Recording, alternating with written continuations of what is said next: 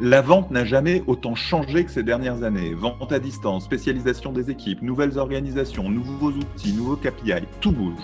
Dans le podcast de la vente réinventée, nous adressons ces problématiques en profondeur, 2 fois par semaine, avec les acteurs de ces transformations, Head of Sales, Sales Ops et Sales Enablement des sociétés les plus innovantes dans le domaine. Bonjour à tous, je suis Gabriel Dabischwebel, fondateur de SalesDeck.io et de l'agence marketing 1 minute 30 et hôte de ce show. Tout de suite l'interview, mais juste avant un petit mot pour vous faire découvrir SalesDeck.io, la nouvelle plateforme SaaS pour rendre vos rendez-vous commerciaux plus engageants et mieux préparés. Avec SalesDeck.io, vendez plus et plus vite en visio.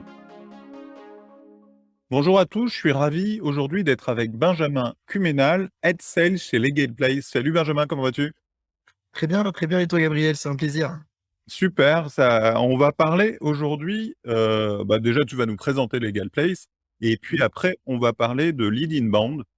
Vous avez la chance et le privilège d'avoir énormément de lead inbound et de ne traiter que des lead inbound.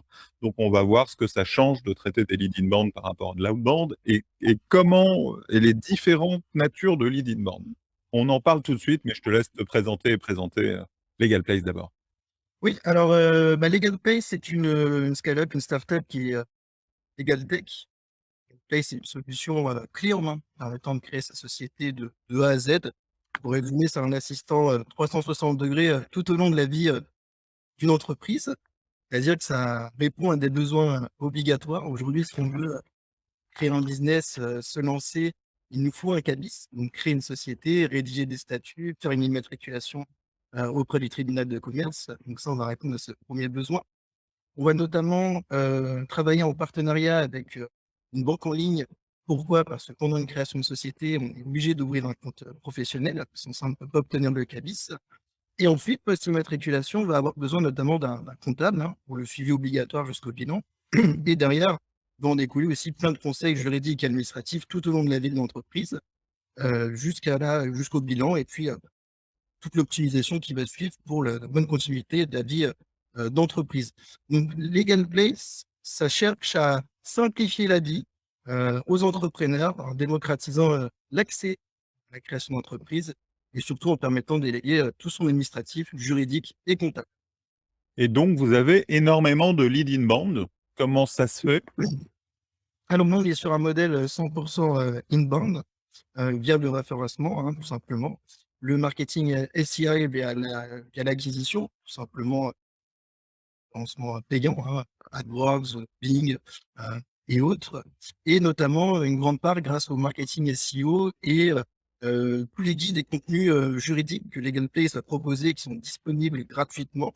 C'est-à-dire pour une personne, un entrepreneur, va chercher des informations sur comment rédiger des statuts.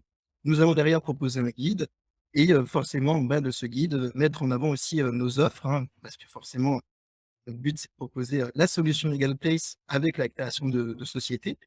On va s'entourer aussi notamment d'acteurs majeurs en termes de partenariat qui liés tout ce qui est satellite à la création d'entreprise. Et forcément, tout ça amène à un processus classique de génération de leads préqualifiés.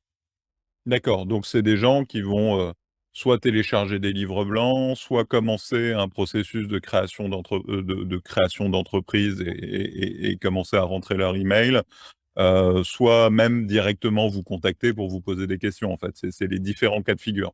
Exactement, tout à fait. Et ça, en volume, c'est de quel ordre de grandeur? Par semaine, par mois? Bah, généralement, au quotidien, ouais, on va tourner, grosso modo, sur un trafic assez conséquent et centaines de leads à peu près au quotidien. D'accord, ouais, c'est énorme. Quand on sait et tu me disais dans ta vie précédente que tu faisais de l'outbound, quand souvent on peut se battre pour, avoir, 5 rendez-vous par semaine, avec un SDR temps plein qui fait du phoning, on a quand même un ordre de grandeur, assez significativement différent. Hem, Déjà dans un premier temps, quelle est la différence entre un lead inbound, donc qui est venu par lui-même, qui s'est intéressé et cetera, et un lead outbound, que tu dois aller complètement, chercher, comme dans ton ancienne vie? Voilà, c'est vrai que, avant d'être chez Legal Play, j'étais dans une start-up de la food tech. Là, effectivement, on était plutôt sur un modèle, outbound. où du coup, pardon, on fait clairement du cold calling, la prospection à froid. On va se constituer un fichier de prospection en délimitant donc une cible, hein, et puis on va utiliser différents outils tels que LinkedIn, les recherches Google et autres, constituer un fichier et contacter un maximum de prospects dans le but de proposer notre solution avec le fameux barrage secrétaire mauvais interlocuteur parfois qui peut arriver. C'est vrai qu'il faut faire preuve énormément de résilience parce que parfois on peut appeler à perte, hein, c'est parfois un peu no business, mais je définis la demande comme la réussite, ça va être le quantitatif. Plus on fera, plus on aura de chances de éventuellement de conclure un deal, ou au moins de prendre un rendez-vous ou une démo, au moins discuter, présenter son produit. Contrairement à l'inbound, c'est vrai qu'il y a un gros avantage, mais du coup, c'est directement le business qui vient à nous avec des prospects donc qui sont semi-qualifiés, parce que généralement, on va avoir leurs coordonnées et surtout un besoin.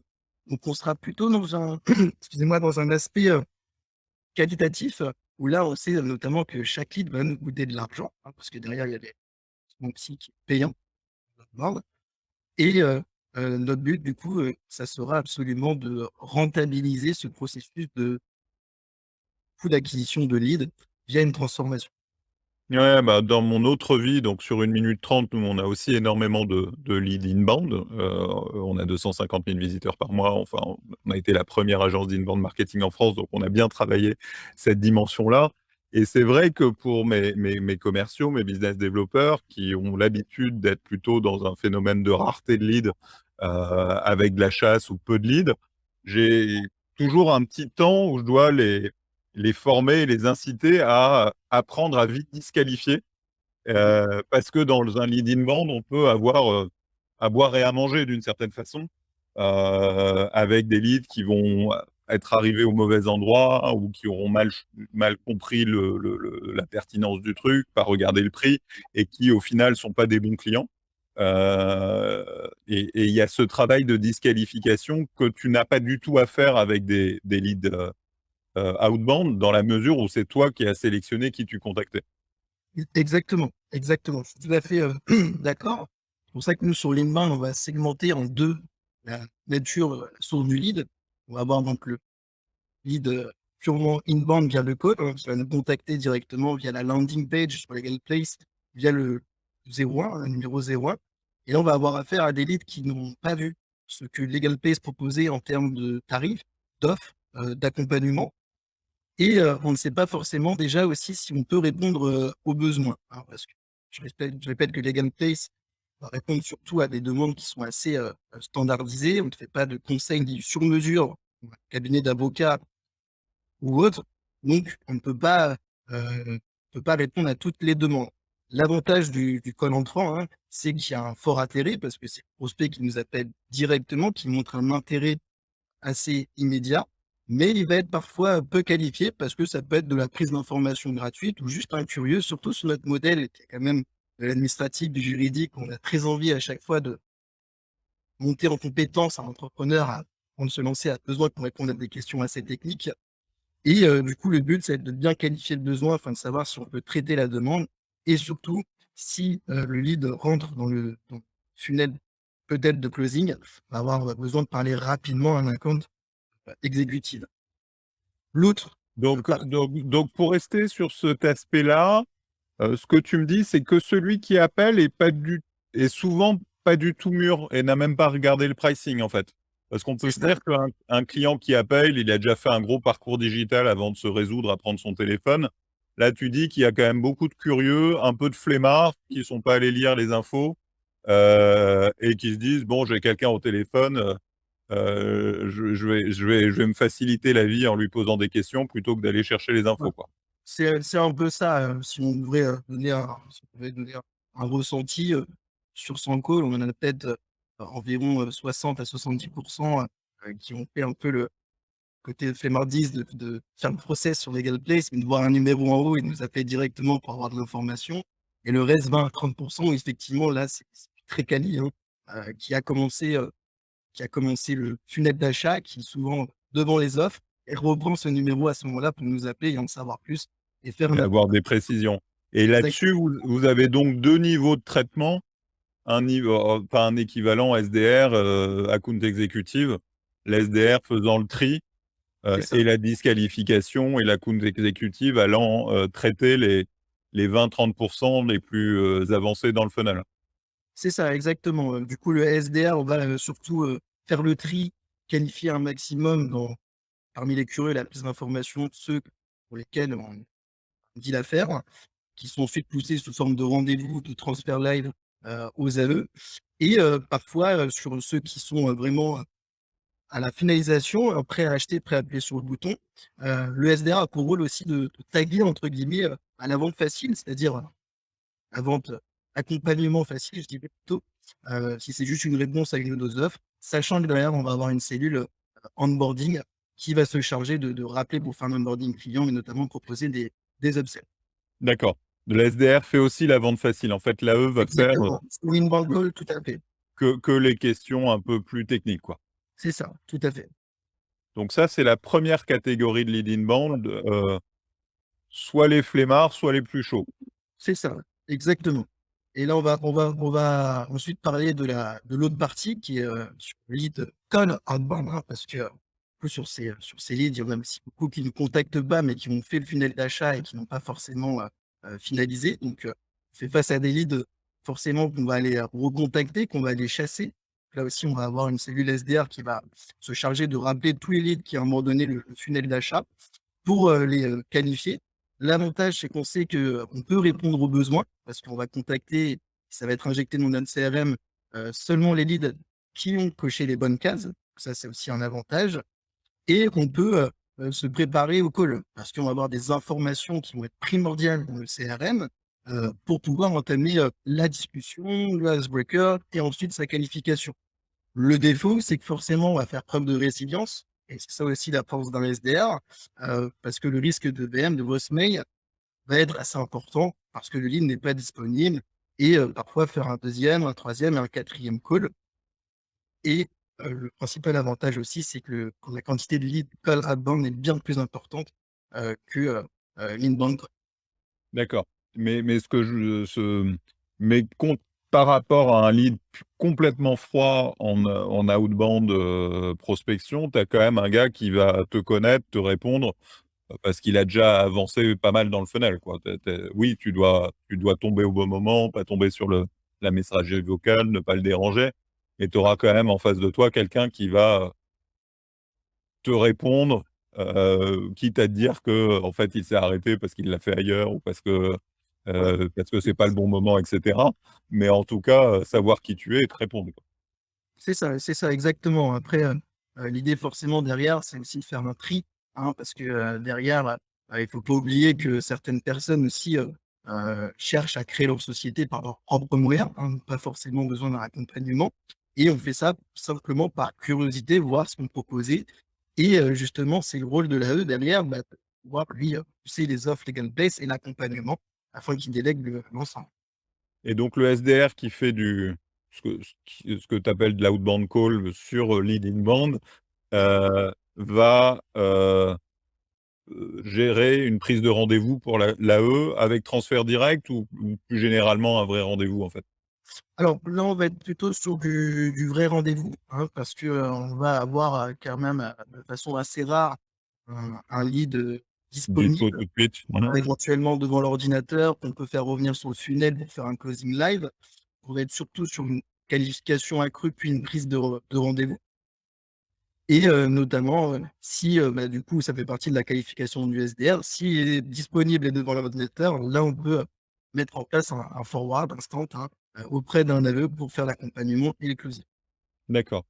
Et là, tu parles des leads qui sont un peu rentrés dans le funnel, les leads plus froids qui ont téléchargé un guide, ou qui sont inscrits à la newsletter, vous les contactez ou pas du tout, ceux-là? Non, les leads purement SEO, via un formulaire, via un guide ou autre, on ne va pas les contacter. Ça va être surtout le travail, à la source du marketing, qui via le mailing et autres va, Tu vas les nurturer, quoi. activer voilà, va activer le funnel d'achat.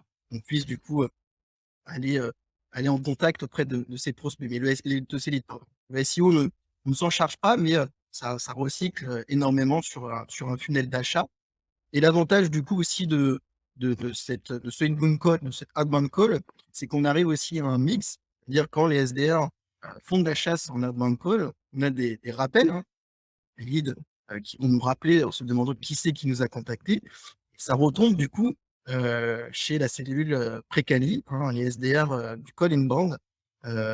Et donc, ça nous permet en fait de renouveler le cycle de call à tout moment. Hein, l'outbound retombe sur l'inbound call. C'est ça aussi qui est D'accord.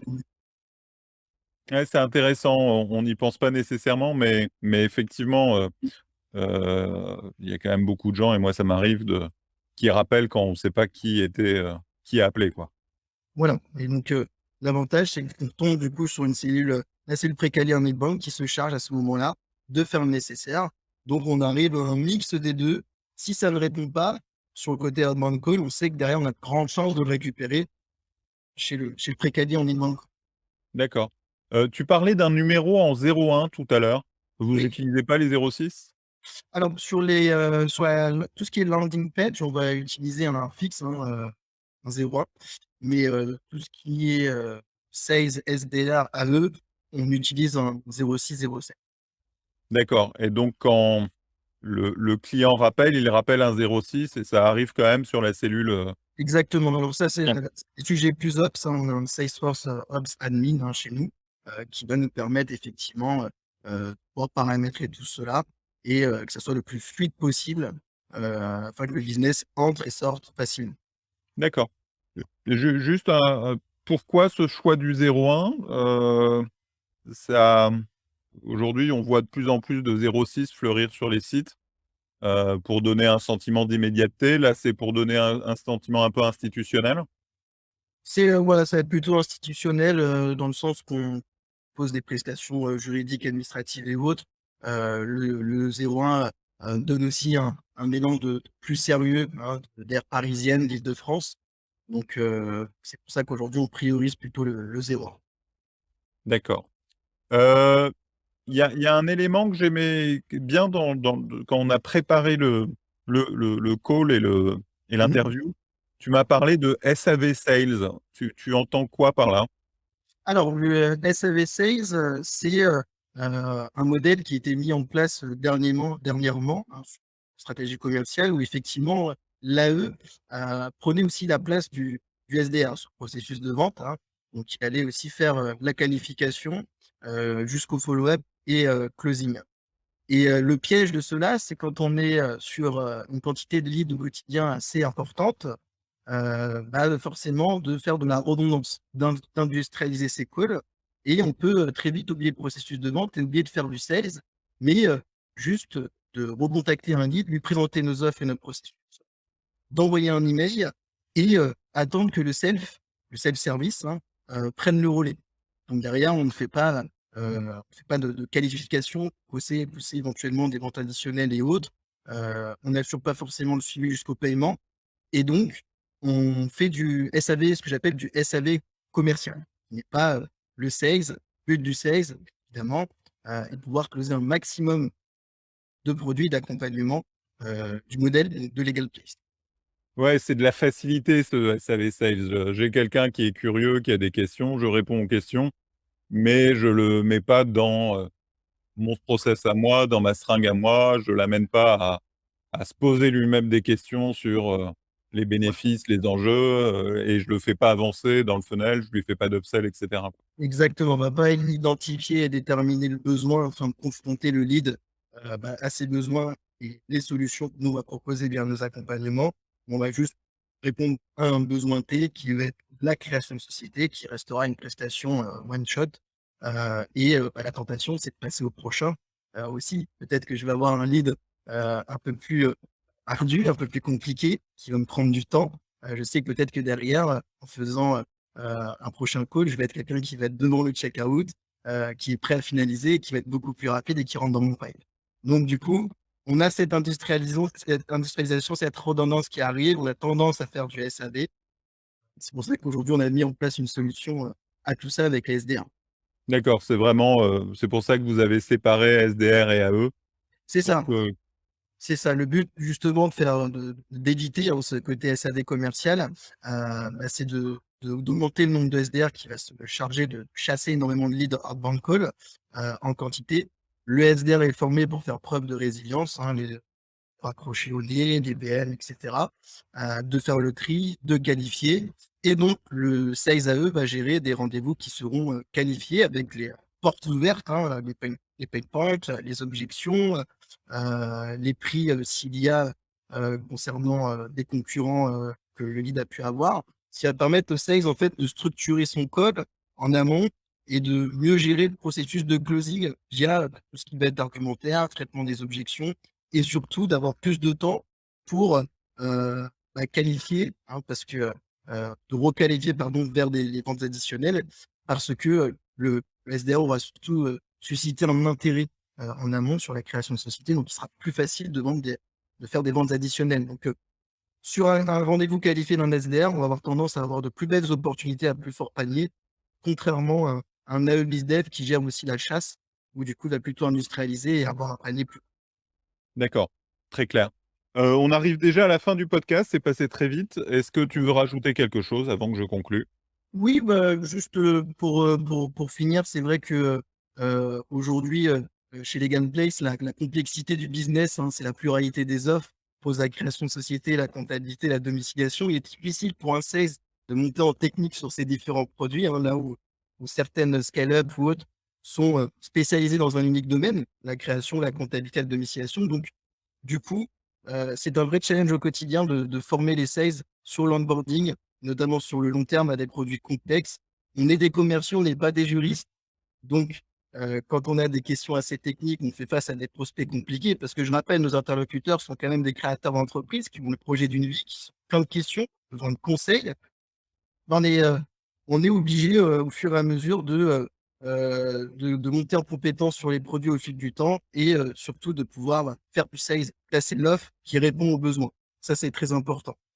Et enfin, pour terminer, je définirai le sales de Legal Place en 3 axes. Sa mission, dans un premier temps, ça va être surtout de scanner le lead en le qualifiant grâce à des questions de qualification simples, mais aussi smart à la fois, pas ennuyer son interlocuteur. Il doit se positionner en tant que conseiller, en tant que helper, mais sans conseiller juridiquement, en lui présentant Legal Place, ses produits et ses accompagnements. Et enfin, Shark notamment, parce que le sales, s'il a bien joué le rôle de qualification et d'explainer, derrière, il peut passer à l'attaque. Son objectif est d'orienter le lead vers l'essentiel, la vente des produits en réponse à son besoin et non pas le conseil juridique. C'est ça le vrai challenge qu'on a aujourd'hui au sein de la team.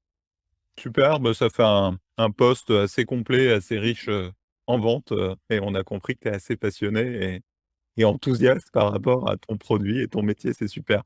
Merci beaucoup Benjamin, on se retrouve 2 Avec fois grand par plaisir. semaine pour un nouvel épisode.